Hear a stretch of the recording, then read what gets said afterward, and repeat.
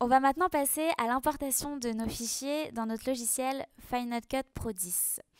Vous avez tourné avec votre caméra, récupéré votre carte SD que vous avez ensuite connectée à votre ordinateur.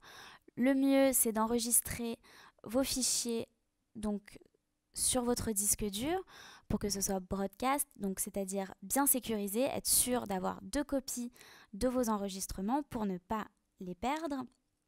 Ensuite, ces fichiers-là, on va pouvoir les importer de notre disque dur jusqu'à notre ordinateur. Je vous montre.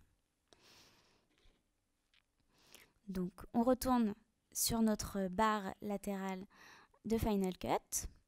On va cliquer sur Fichier. Donc, on a déjà notre bibliothèque, notre événement et notre projet, bien entendu. Donc, on va directement importer dans notre projet les données. Hop. On va cliquer sur notre disque dur et on va importer nos rushs tournés de notre clip musical. Hop. On va ici tout importer, on a différents fichiers, on a à la fois notre fichier son, on a également tous nos rushs qui sont là. Hop. On a des rushs de GoPro, etc. Donc on va importer tout ça. Donc pour aller au plus simple, on clique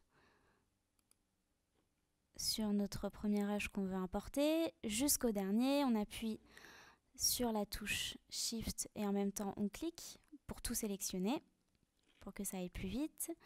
Et ensuite, simplement importer la sélection. Ça peut prendre parfois un peu de temps, hein, suivant l'ordinateur que vous avez et le logiciel que vous utilisez. Donc là, pas de souci, il n'y a pas de problème. On appuie sur Continuer l'importation.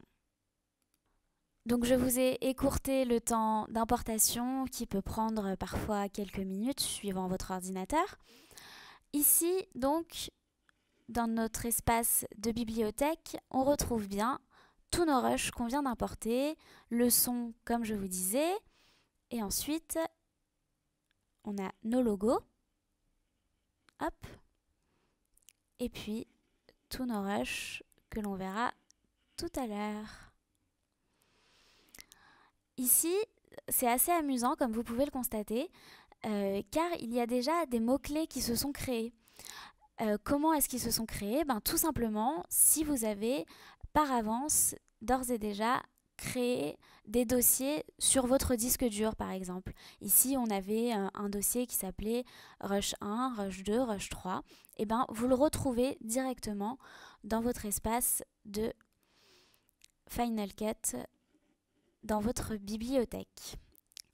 Vous avez ici votre connexion intelligente avec vos favoris, vos images, vos projets, et tout ça, on va le créer ensemble dans une prochaine vidéo.